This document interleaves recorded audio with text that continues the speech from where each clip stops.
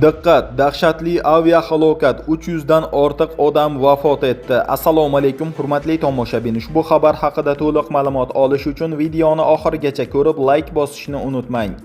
Kecha 12-iyun kuni Hindistonning Ahmadobod shahrida yuz bergan dahshatli aviahalokat qurbonlari soni 317 nafarga yetdi.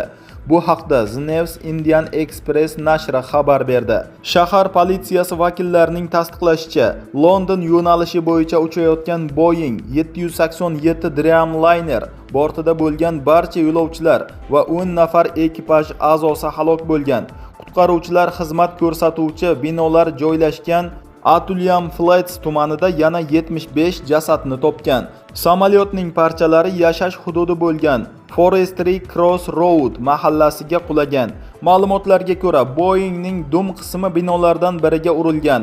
Oqibatda uning devorlari tutun bilan qoplangan. Portlash to'lqini boshqa bir uy tomini ham zararlab, yong'inga sabab bo'lgan.